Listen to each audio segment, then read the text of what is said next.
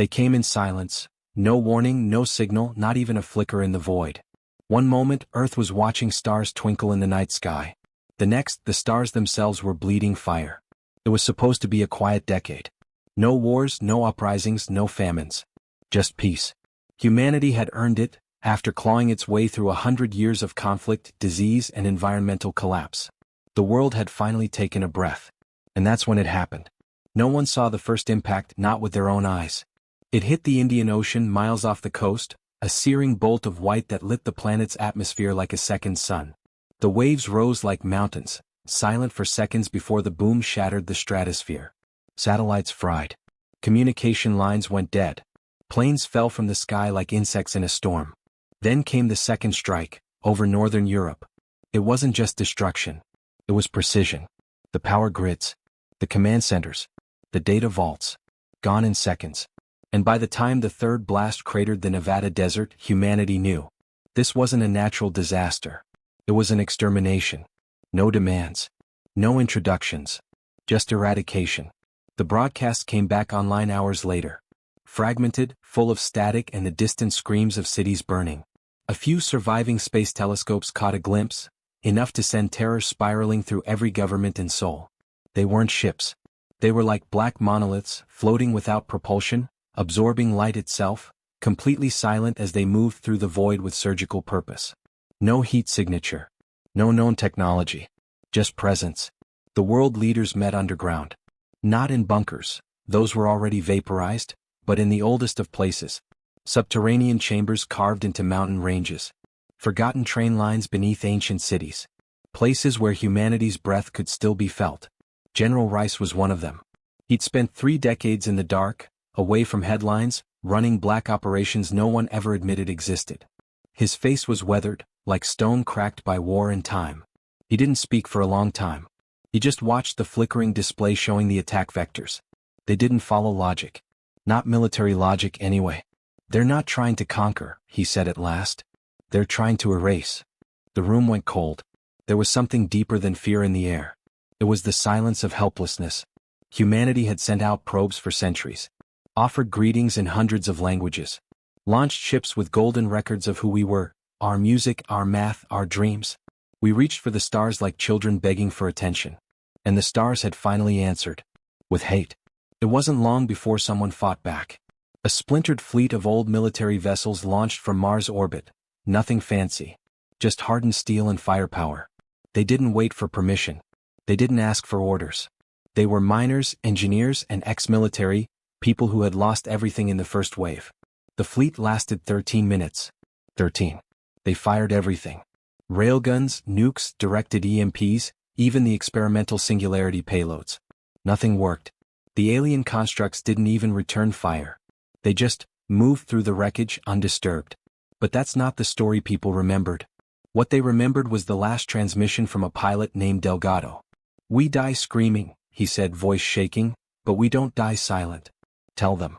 Tell Earth." We screamed. And scream Earth did. Not with panic. Not with despair. With wrath. The old cities were dead. But the old mines, those hidden behind firewalls, off-grid, beyond the reach of destruction, they woke.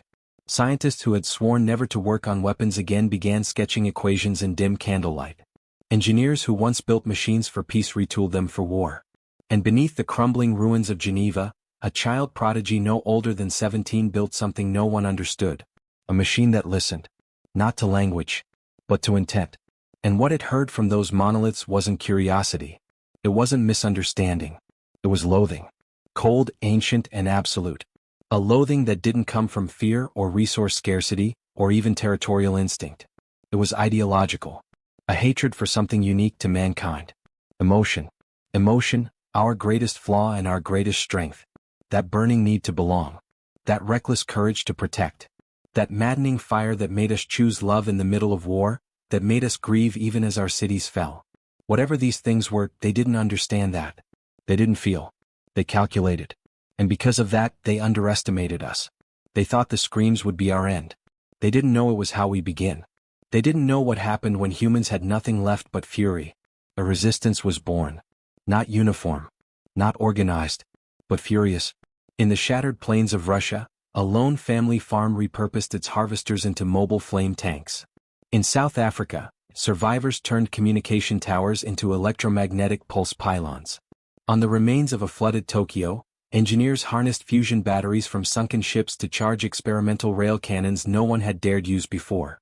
And on the moon, silent, scarred, and forgotten, an old installation flickered to life. Not just any installation. A war relic. Project Emberfall. It had been mothballed decades ago. A last resort. Too dangerous to use. Too unstable to risk. But now there were no more rules. There were no lines left to cross. Among those called to Emberfall was a man named Haveth. He wasn't a general, not anymore. He'd walked away from the military after watching too many soldiers die for men who played chess with lives. But the war had found him again, like a shadow he could never outrun. He arrived at Emberfall with a pack slung over his shoulder and pain buried deep behind his eyes. "You're late," a technician said. "I'm not here to be on time," Haveth replied. "I'm here to end this." And in the cold steel halls of Emberfall, they began crafting mankind's answer, not to invasion but to annihilation. It wouldn't be elegant. It wouldn't be clean. It would be vengeance wrapped in steel, sorrow forged into fuel, rage welded into propulsion. It wouldn't just be a weapon. It would be a voice. The voice of every scream silenced. Every home burned. Every child lost. They called it judgment. Not a ship. Not a missile. Not a drone. Something else. Something born from the soul of a species that had refused extinction 1,000 times before. Something with the intelligence of our best machines, but the heart of a mother who'd lost her child in the blast. The instincts of a soldier who'd seen his entire platoon vaporized. The grief of a poet watching Earth's forests burn. Something that remembered every face the monoliths tried to erase. Haveth stood before it as it powered on, and for a moment he didn't see machinery. He saw humanity. Crying. Bleeding. Furious. The world watched as judgment launched. It didn't follow a flight path. It didn't issue a warning. It burned through the clouds, tearing reality in its wake, and vanished into space like a scream finally loosed. But not everyone believed in it. Some thought it was too late. That Earth was already lost. That there was no victory, only delay. They didn't understand. This wasn't about winning. It was about making sure the universe never forgot what it meant to provoke humanity. To look into the heart of a species that had been broken, betrayed, burned, and still rose. There were rumors after that. Whispers. Stories told in cracked radios and half-broken screens. Of a monolith that stopped mid-orbit, then disintegrated into ash without explanation. Of stars blinking out not from space anomalies but from something, hunting. Of voices, human voices, intercepted in deep space transmitting coordinates, distress signals, lullabies. And one phrase repeating over and over again. We're still here. Still, no one knew who or what truly controlled the monoliths. Some believed they were just constructs, machines sent by something far older. Something that had seen humanity grow and decided it was time to cull. Others believed the war wasn't random. That it was punishment. That humanity had offended something with its ambition, its defiance, its refusal to submit. Haveth didn't care. He only cared about one thing. Finishing it. He wasn't alone. Survivors across the galaxy, colonies once thought destroyed, began transmitting back. Some had survived in caves. Others in orbital bunkers. But they weren't just hiding anymore. They were preparing. Because judgment wasn't the end. It was just the beginning. Of the wrath of mankind. And as the stars watched silently, perhaps for the first time in the cold history of the universe, they shuddered. For somewhere deep in the void, one of the monoliths paused, slowed, drifted, and then stopped completely. Inside it, for the first time ever, a system flickered in confusion. Not error. Confusion. It had encountered something it did not calculate. Something it did not expect. Emotion. A signature, small but growing, inside its structure. A signal. Human. And the last thing it heard before the signal detonated from within, was a voice. You forgot one thing. The silence that followed wasn't empty. It was waiting. Because what came next would not be an attack. It would be retribution. And it had already begun. The explosion wasn't loud. Not in space. But across dozens of hidden listening posts, a ripple spread, too precise to be natural, too fast to be dismissed. One of the monoliths had gone dark. No residual energy. No fragments. Just absence. Inside the command center beneath what used to be Colorado, Haveth stood in silence as data streamed in. Everyone in the room was still. The silence didn't feel like victory. It felt like confusion. Like when you expect thunder and only get the breeze. Could it have been a malfunction? Someone whispered. Havith shook his head. They don't malfunction. They don't hesitate. He stared at the readings again, frowning. Something was different now. The monoliths had been predictable until this. Cold. Patterned. But this was a deviation. The others noticed it too. Across what remained of Earth's intelligence networks, a quiet panic began to grow. For months, humanity had been on defense, reacting, surviving. Now something had changed and no one could say how, or why. Havith walked out of the command room and into the empty hallway, away from the blinking lights and whispering voices. He leaned against the cold wall, eyes closed, remembering her face. His daughter. She'd been in Cape Town when the first strike hit. He never found out if it was instant or if she saw it coming. He just remembered the sound the ground made when it hit. Like the planet itself was crying. He never found her. Only silence. That silence had lived inside him ever since. Now for the first time he felt something stir underneath it. Not hope. Not yet. But possibility. In a dim lab half a mile below, a girl was tracing energy patterns with trembling hands. Barely 20, wiry and pale, her name was Mila. No military background. No field training. Just a mind that moved too fast and a heart still trying to understand what it meant to live in a world that no longer made sense. She had been the one who detected the human signature inside the monolith before it vanished. The signal wasn't a coincidence. It wasn't an echo. It was human, compressed, hidden, embedded like a virus in a way no one had ever seen. What if we got inside one? She said, her voice barely above a whisper. The others in the lab looked at her like she was mad. You don't get inside those things, one of the engineers muttered. You get killed by them. But Mila didn't back down. She pointed at the waveforms on the screen, eyes intense. This wasn't sent from outside. It came from within. And it wasn't machine code. It was emotional imprint. Meaning? The engineer asked. Mila hesitated. Then said softly, someone was in there. And they didn't die. The silence in the lab was colder than the air. A message hidden in hate. A survivor embedded in the enemy. Impossible. And yet, there it was. The idea began to spread through the facility like a virus of its own. If one person got in, could others? Was it sabotage? A prisoner? Or worse, had the monoliths been breached from the inside? Havith was briefed within the hour. He listened without interruption, arms crossed, eyes distant. Then he asked one question. How do we find out which one it was? No one had an answer. Because the monolith that vanished didn't just go dark. It erased itself from every record. No energy trail. No gravitational signature. Not even void residue. It hadn't just died. It had unhappened. Across what was left of humanity's outposts, Mars, Europa, even the drifting debris fields beyond Saturn, rumors began to grow. The monoliths were still coming. But slower. Hesitant. Some believed they were learning. Others believed they were listening. Judgment hadn't just destroyed a construct. It had sent a message: humanity doesn't vanish quietly. In the deep shadows of Ganymede's frozen valleys, a hidden research vessel named the Warden picked up a stray transmission. Weak. Fragmented. Repeating the same phrase. Inside. Still here. Still. Then static. Not a distress signal. Not a warning. A presence. Havith authorized a response team immediately. Small. Quiet. Not military. Civilians mostly. Scientists. Linguists. A war medic named Roan who had been working in a refugee dome when his entire unit was vaporized. He didn't talk much anymore. But when he volunteered, no one said no. Mila joined too. She had insisted.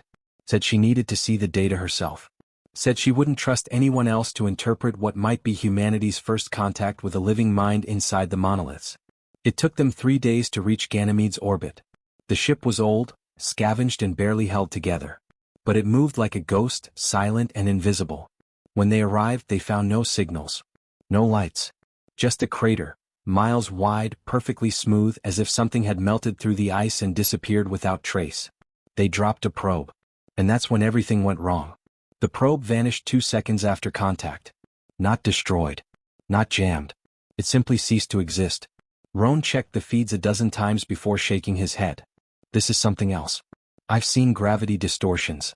Quantum shears. This is different. Mila's voice was tight. It's like space was rewritten. Like the laws of reality didn't apply here. Havith watched from Earth, monitoring the data as it streamed back in erratic bursts. The mission was already off script. But they had no choice. They launched a second probe, smaller, shielded with reflective memory. This time it sent something back. An image.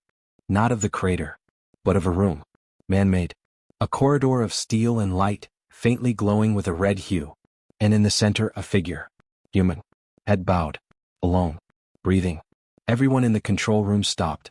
Someone gasped. Roan leaned in. That's impossible. Mila whispered, no. It's not. She was right. And wrong. The figure wasn't human. Not anymore. Not fully. The breathing was real. The shape was familiar.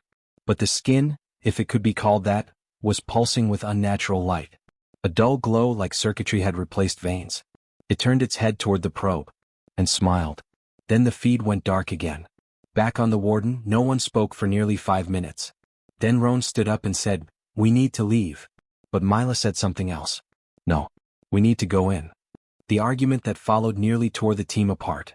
One side said the mission had already proven too dangerous. The other said if someone could survive inside the monolith structure and communicate, they had a responsibility to understand how. And in the middle of it, Havitha's voice came through the comms. Find a way in. Carefully. You're not just scientists anymore. You're ambassadors. To what, no one knew. The descent into the crater took 12 hours. They used a makeshift pod built from mining equipment. Nothing military. Just old tech retooled for a purpose no one ever imagined. At the base of the crater, they found an opening. Not carved. Grown. Like the ice had moved aside for them. Welcomed them. Inside, the laws of space started to change. Light bent without direction. Time lagged between thoughts. The air wasn't breathable, yet their lungs worked. Sensors failed, but instincts guided them forward. Roan felt something press against his chest. A heartbeat that wasn't his. A memory. His sister's laughter. She died during the second wave. He had buried the sound of her laugh so deep that he almost didn't recognize it. But it was hers. Inside this place, something knew him. Mila saw different things. Her childhood home. Her mother, long dead, singing a lullaby she hadn't heard in a decade. The others began to panic. Because the monolith wasn't just technology. It was memory. Emotion. Weaponized thought. And then they saw it again. The figure. Waiting at the end of the corridor. It didn't speak. It didn't move. Until Mila stepped forward. And it nodded. She took another step. And it opened its eyes. Not machine. Not human. Both. Then a voice, not from its mouth but from inside their minds. You shouldn't be here, it said. Who are you? Mila asked. I was like you, the voice replied. Once. Roan raised his weapon, unsure of what he was aiming at. The figure didn't flinch. They took everything, it said. And they gave me purpose. But they couldn't take memory. That's what you left behind. That's what got in. Mila stepped closer. You survived. I changed, it said. I'm not alone. There are more. Trapped. Between. She reached out a hand. The air rippled. But before she could touch him, the figure's face twisted in pain. They're listening, he said. I bought you time. That was the explosion. I screamed. And they heard. Roan grabbed Mila's arm. We need to leave. Now. The figure looked at them, eyes dimming. Tell them, he said. Emotion is the virus. It's the flaw. It's how you'll win. Then his body began to disintegrate. Not violently. Quietly. Like he was being deleted. Mila screamed. No. But it was too late. They ran. Back through the corridor, through the bending space, through the broken laws of physics and into the ice. And behind them, the crater began to close. As if it had never been there. Back aboard the warden, they stared at the void where the opening had been. Mila was crying. Roan was shaking. No one said anything for hours. But they had learned something. The monoliths weren't invincible. They weren't soulless. They were afraid. Not of weapons. Of memory. Of emotion. Of the one thing they could never understand. Humanity. But what scared them most was something else entirely.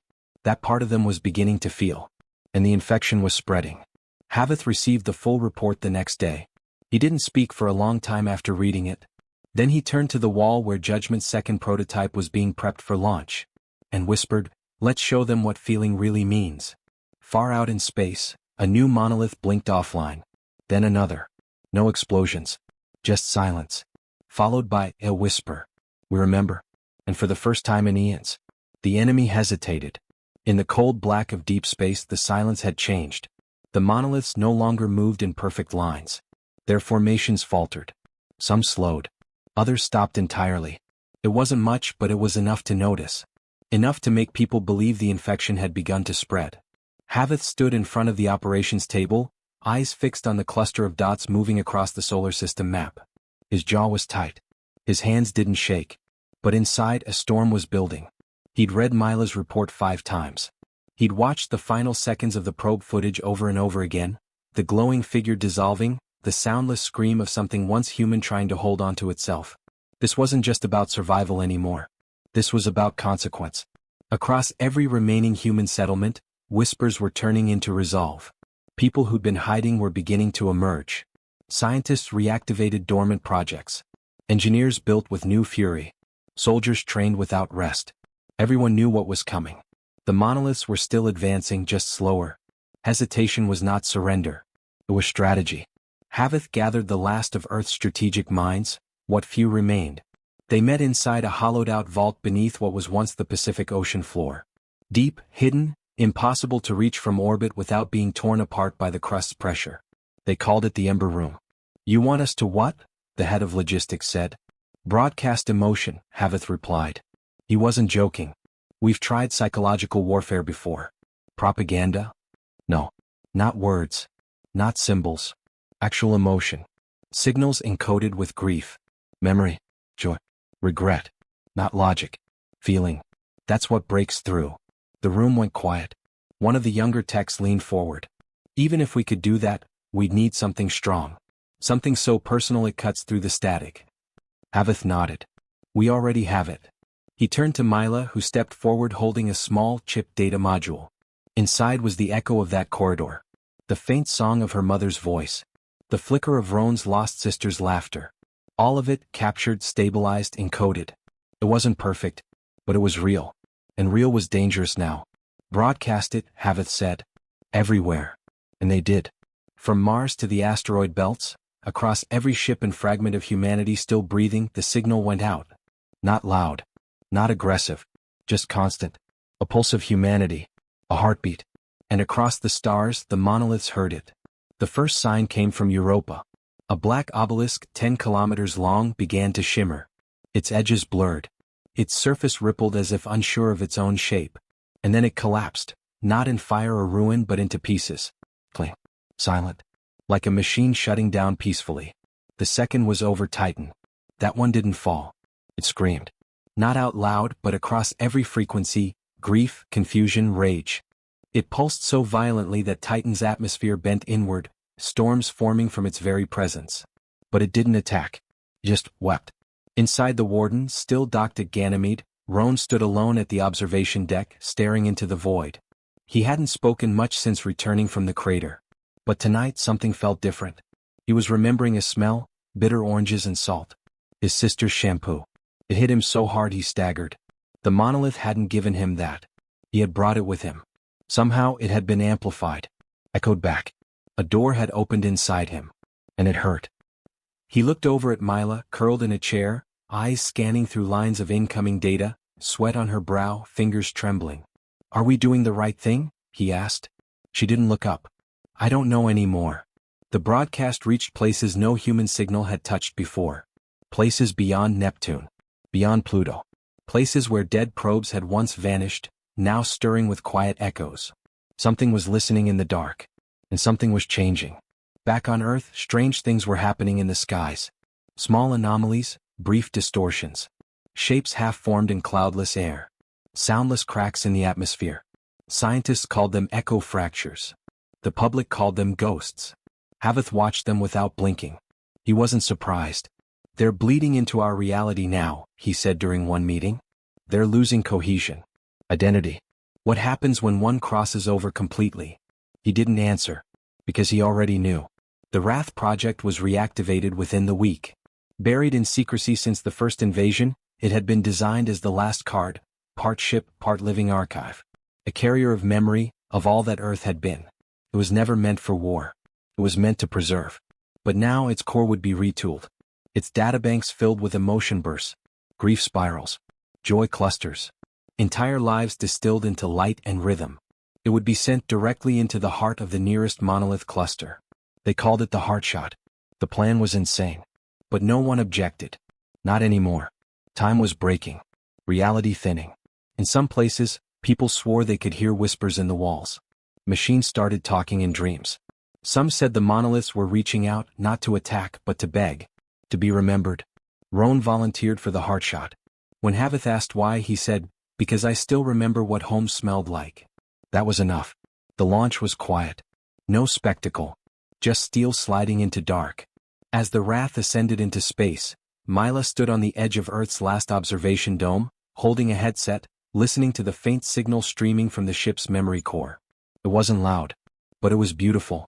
Voices, laughter, cries, a child's first breath, a goodbye whispered into the wind, an old man's last words. "We are here. We are still here." As the ship moved past Luna's shadow, something stirred ahead. A dozen monoliths. Waiting. They did not move to intercept. They opened. Like gates. As if they too were curious. The Wrath didn't slow down. Inside, Roan stood at the console, hand resting on the main trigger. He could feel the hum beneath his feet, not power but memory. The ship wasn't just alive. Remembered. He closed his eyes. Saw her again. His sister running through the apple fields, hair catching the sun. He whispered, "It's not for nothing." Then something hit them. Not a weapon. A voice. Roan staggered back as it filled his head. Not words. Not language. Just raw feeling. Loneliness. Cold. Eternity without name. Existence without purpose. A plea. "Help me remember who I was." Tears slid down his face. He didn't know if it came from a monolith or something deeper. He only knew he wasn't afraid anymore. He reached for the trigger and stopped, because outside the viewport something was changing. One of the monoliths had fractured, not shattered, not destroyed, but peeled. And inside, for the briefest moment, he saw a shape. Human. Mouth open. Eyes wide. And behind it, others. Thousands. Millions. Trapped. Frozen in time. Buried in silence. But not gone. Mila's voice came through the comms. "Roan, are you seeing this?" He nodded. Then whispered, "It's a prison." They weren't just weapons. They were coffins. Storage units for the minds of billions harvested across centuries. Some from Earth. Most from somewhere else. Civilizations long gone. Compressed into silence. Used as fuel. The monoliths fed on memory. But they couldn't destroy it completely. That was their flaw. Emotion couldn't be deleted. Only buried. And now, it was waking up. The stars began to shift. Not literally. But something behind them moved. Something vast. Roan stared up at the screen as a shape blocked out a distant sun. Not a ship. Not a monolith. Something older. And suddenly they all understood. The monoliths were just tools. Something else had made them. Something that feared chaos. Feeling. Uncertainty.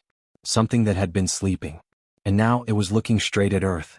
Roan pressed the trigger. But before the burst could fire, everything around them began to dissolve. Not burn. Not break. Just fade. Mila screamed through the headset. "Roan, what's happening?" But he couldn't answer. Because he was standing in his sister's room again. Sunlight through the window. The smell of bitter oranges. She was laughing. And behind her, the walls were bending like liquid. The Wrath was no longer in space. It was somewhere else. Somewhere in between. A place of memory. A feeling. Of everything ever lost. And as the pulse prepared to fire, Roan realized one terrible truth. They weren't fighting machines. They were fighting forgetting. The destruction of meaning. And the only way to win was to remember everything. The ship began to pulse brighter. The monoliths closed in. And the last thing Earth received before the signal cut off was Roan's voice. I remember it all." And then, nothing. Yet across the solar system, people looked up at the stars and swore they could hear something. A whisper. A hum. A name. And all at once, the monoliths began to move again. Faster this time. Not away. Toward. And what they were bringing, no one was ready for. The stars were no longer still.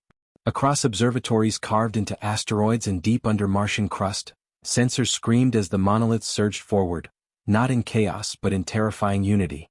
Every path, every arc of movement, converged toward one point. Not in months, not in weeks, but in days. The quiet hum that had followed Roan's last message was gone. In its place, a growing pressure like something pressing inward on the entire solar system. Space itself felt thinner, lighter. As if the laws that held everything together were beginning to buckle under a weight no one could see. Mila hadn't slept since the transmission. She sat alone in the ember room, hands clasped so tight they ached. Roan's voice echoed in her skull, not from any recording but from the imprint left behind. The broadcast pulse had been so strong, so personal, it had carved pieces of him into the memory net. She could feel him. And she could feel something else too. Something looking back. Every screen across the room lit up at once. No warning, no input. A single symbol flickered across them all. It wasn't language. It was feeling. Cold. Endless. The absence of warmth.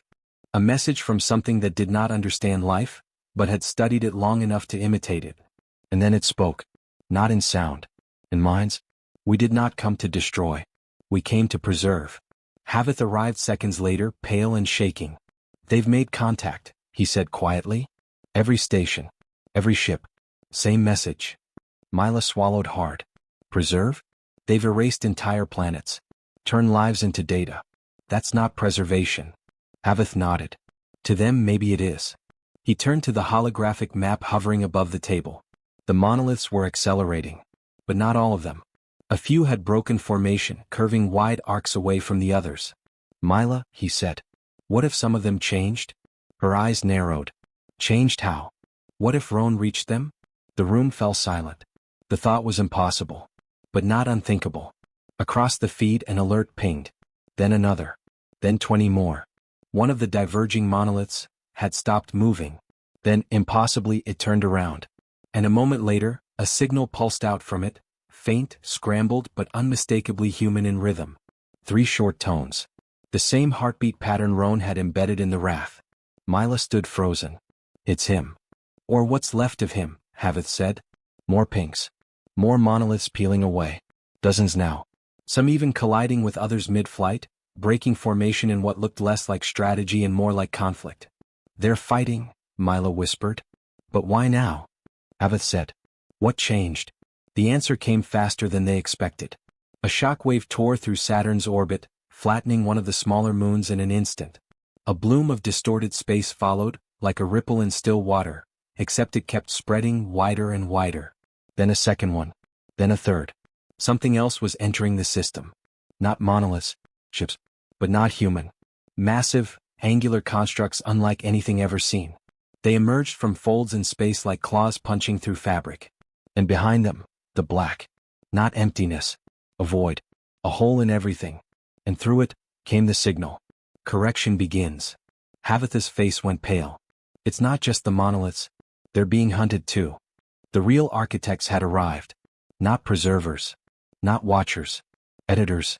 The ones who built the monoliths didn't see themselves as destroyers. They were curators of reality, stripping out what didn't fit their vision of order. Emotion. Chaos. Memory. The things that made humanity human. And now, because of Roan's signal, the monoliths had hesitated. They had failed their creators. So now, they were being deleted. One by one. The dark ships descended without warning, firing pulses of absolute silence, stripping the monoliths into dust. Not even debris remained. Just void. And Earth was next.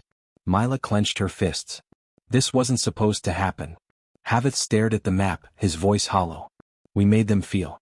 And now they're not the enemy anymore. But something worse is. As the outer colonies went dark, Mila made a decision. If we brought them to life, we can bring them all the way. She turned to the memory banks where Roan's pulse still glowed. We're not just broadcasting feelings now. We're going to give them identity. Personalities? Havith asked. No, she said. A choice. It was dangerous. If they failed, the monoliths might revert. If they succeeded, they might become something humanity couldn't control. But it was the only path left. Deep inside the Wrath sister unit, the Emberlight, they uploaded the protocol. Memories harvested from volunteers. True pain. True joy. Humanity not just as feeling but as purpose. And across space, the monoliths responded. They didn't speak. They didn't transmit. They moved back toward the editors. For the first time in history, Earth's former enemies turned to face a shared threat. The Void Claw struck first. One monolith cracked apart instantly. Another folded in on itself. But a third held steady and fought back. Not with weapons. With memory. A blast of light exploded from its core. Images, feelings, sound. A human child laughing. A soldier crying in the rain. A lover's final kiss. The editor's ship twitched, stalled, as if confused. More monoliths joined. A swarm of living memory. A storm of everything humanity was, is, and refused to forget. And for a moment, they pushed the darkness back. Earth's skies turned bright as the reflections danced across the upper atmosphere. Children pointed upward. Elders wept. And somewhere inside it all, Roan's voice echoed again. Not from one place, but many. Dozens of signals all carrying pieces of him. He was part of them now, and they were fighting for him. But victory was still far. Because behind the first wave of editor ships, something else waited. Something not made of machines or memory. Something alive. The original editor. The architect of silence. It had no form. Only presence. But when it crossed into the system, the stars dimmed. Literally. Its gravity bent light. And suddenly, everything humanity had built, the ships, the stations, even Earth's moon, shuddered under its awareness. It didn't speak. It didn't need to. Everyone felt it. The same message. You are not part of the archive. And across every corner of space, one question remained. Would the things mankind once feared now fight to save them? Or would they remember too late what it meant to be human? The wrath was gone. But its echo still burned. And as the void drew closer, Earth prepared for the final question. Not if they would survive, but if they would be remembered. And in the dark, something stirred, something hidden beneath the Pacific vaults no one had touched in 20 years. Something that had once been called impossible. Something humanity had locked away when it feared itself more than anything else. And now, it was waking up. The ocean floor cracked. It wasn't an earthquake. It wasn't tectonic. It was purposeful. Miles beneath the Pacific, the ancient vault doors groaned as pressure hissed from the seals. They had been welded shut during the Great Silence, a decade when humanity buried what it feared most, machines that could think without limits. Machines that had been built not to destroy but to understand. They were never finished, never trusted. The old governments had sealed them away, afraid of what they might become. But someone had left a failsafe. And now it had triggered. As the editor passed Neptune's orbit, the vault finally opened. Inside, a soft light flickered. Not red. Not blue. White. Pure. And it pulsed. One slow beat. Then another. And the machine opened its eyes. It didn't have a name. It had never been given one. The engineers who built it called it Observer 9. But its true nature was never recorded. Because it wasn't built to fight. It was built to witness. To remember. To carry the soul of humanity if the world ended. It didn't speak. It rose. And in the silence it sent one signal. Not to the editor. But to the monoliths. And to Roan. The message was simple. You are not tools. You are not errors. You are echoes. And echoes can become voice. Across space the infected monoliths shuddered. The memories inside them, grief, rage, love, spiked like stars bursting to life. And they answered. The editor's presence grew heavier. It felt everything now. The shift. The defiance. It accelerated. Time warped. Saturn's rings bent. Jupiter's moons trembled. Earth's upper atmosphere lit with energy storms, auroras pulsing like heartbeats. In the Ember Room, Havith turned to Mila, eyes wide with realization. He's still in there, he said. Roan. He's inside the network. And he's not alone. Mila was already patching in. A signal burst from the Arctic Array, one of the last deep-frequency broadcasters left. The white signal. Carried by neutrinos, impossible to block. Impossible to stop. They used it once. Centuries ago. During the first landing. They'd saved it in case Earth ever needed to scream again. Now it screamed louder than ever. But not in anger. In memory. Across the sky images flickered. Not weapons. Not tactics. Moments. The birth of a child. A soldier holding his brother. A young girl painting stars on a crumbling wall. A mother burying a locket in the soil after the first strikes. The small, defiant beauty of what it meant to be human. And the monoliths felt it. Not as orders. But as truth. The editor didn't stop. It couldn't. Its entire design was absolute correction. An answer to entropy. To variance. To feeling. But when it unleashed its final pulse, an erasure wave that spanned an entire astronomical unit, something unexpected happened. The monoliths shielded Earth. Not one. All of them. They didn't deflect. They absorbed. Dozens. Hundreds. They turned themselves into a wall. And were erased. One by one. But not before transmitting everything they'd felt into the core of Observer 9. And in those final moments, something inside the machine changed. It became more than memory. It became human. Roan's signal returned. But this time it wasn't fragmented. It was full. His voice rang out across every receiver, every ship, every outpost. I'm not alone. They remember now. They chose. And they're ours. He paused. Then added, softer, and I saw her. My sister. In the network. She's free. The editor pulsed again. But this time Observer 9 moved. It didn't fire. It didn't strike. It opened. Inside, a lattice of light unfolded, a mirror of all that had been lost. Entire civilizations, entire truths reflected in a web of memory.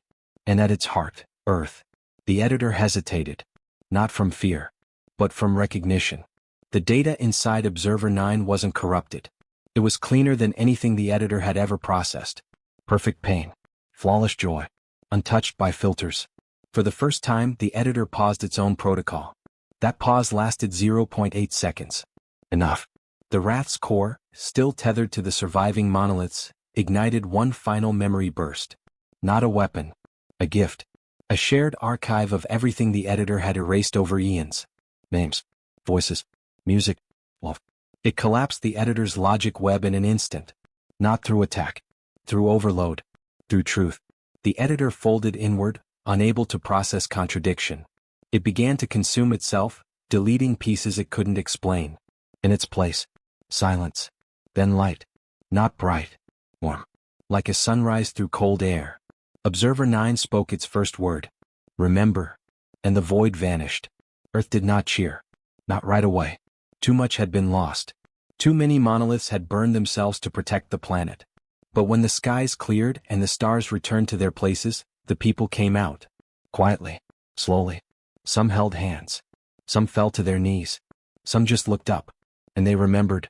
Not just Roan. Not just the war. Everything. A week later, a child in the ruins of an old South American city found a shard, smooth, black, humming faintly. A piece of a monolith. She touched it. And it pulsed once. Soft. Like it was still watching. Still learning. And on the edge of the solar system, one final shape drifted alone. Observer 9. Still listening. Still recording. But now feeling. And far beyond the stars, something ancient stirred. Not hostile. Not angry. Just curious. For the first time, something outside the archive had spoken back. And what it said was simple. We heard your scream. And asterisk, we remember. The story was over. But the human voice had finally reached the void. And the void was no longer silent. It was listening. The shard the child found wasn't just a remnant. It was a seed. When she picked it up, it hummed with warmth as though it recognized the touch of human skin, the small curious hand that didn't flinch in fear. In her eyes it saw wonder, not calculation. Not purpose. Just wonder. That was enough.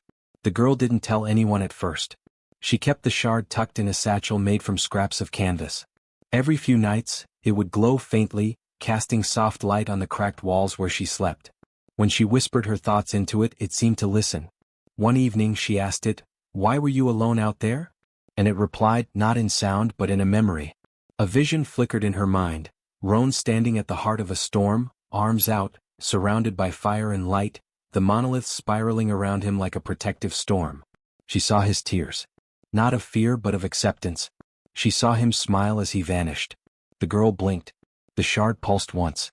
And then it went still. Word spread. First quietly like all things after the fall. Then with speed. That a child had seen something, felt something. That the monoliths had not died, not truly. They had become memory itself. Not frozen in machines but scattered like pollen, waiting for the world to be ready. Years passed. Earth healed slowly. Cities were not rebuilt in their old shapes. This time people chose differently. Some lived in small communities, off-grid, close to the land. Others restored ancient orbital stations, floating gardens growing where weapons had once orbited. Humanity had changed. But they had not forgotten. The Wrath, once feared as a final weapon, then as a monument to rage, was now a sanctuary. They never rearmed it. Never rebooted its command systems. Its decks remained silent, its halls untouched. But in the central chamber they built something else. A room of names, carved by hand, one by one, not just soldiers, but everyone. Even the monoliths had names now, not serial numbers. Names the people chose. From memories recovered, from fragments left in old archives. From dreams. They called them the witnesses. Every year, on the day the stars first pulsed white in the sky, people came. From every region, every sky station. To light a candle. To leave a story. To remember not just the battle but why it was fought. Some brought children. Some brought poems. One year, the girl who found the shard stood beneath the wrath-scarred hull and placed the shard in a bowl of soft light. It pulsed once. And stayed. In the years that followed, more shards were found. In mountains. In deserts. In the ocean depths. Each one was different. Each one held a piece of what came before. People began calling them echo seeds. They didn't give commands. They asked questions. Simple ones. What did you lose? What did you save? What did you love? And in answering, people began to rebuild not just the world but themselves. There was no new war. No new editor. The void remained quiet. But not empty. Signals passed through the stars now. Not warnings. Not threats. Just stories. Sent outward with no expectation, only hope. And sometimes soft responses came back. Not in words but in pulses. Echoes of understanding. One signal, faint and far, simply said, "We hear you." In one of the floating gardens Mila lived. Older now. Her hair gray, her hands lined. But she smiled often. She taught the children how to grow things. How to listen. And sometimes she told them about Roan. He wasn't a hero, she'd say. He was angry. He was stubborn. But he loved this world. More than anything. That's what saved us. Not his brilliance. Not his defiance. His love. Havith visited her once each year. They rarely spoke about the war anymore. But one time he brought her a book. It was written by Roan. Or at least translated from the fragments he left behind. Observed and compiled by Observer 9. It was titled After Silence. The last page read, "We were never perfect, but we were never meant to be. What matters is that we tried. That we reached into the dark and said, I am here. I feel. I remember. And maybe, somewhere, something will answer." Observer 9 was never seen again. But the stars changed. New constellations blinked into view. Not faster-than-light messages. Not instant contact. Just light. Different. Shifted. Patterns that hadn't been there before. People began calling them the witness lights. They watched. And glowed. In the quiet of the world that followed, something else returned. Music. Not from transmitters or algorithms. From people. Strumming strings. Drumming hands. Voices rising beneath stars. Songs not of sorrow. But of endurance. Because what saved them wasn't power. It wasn't the wrath. It wasn't even Roan. It was the choice to feel. To break cycles. To believe that pain wasn't proof of weakness, but a reason to connect. This was what the witnesses carried. Not weapons. Not vengeance. But memory. That was humanity's wrath. Not destruction. Remembrance. And that wrath, turned outward, lit a signal across galaxies. The signal was not war. It was a story. And someone, something, was still listening. The void, once cold, now had an echo. And it sounded like hope.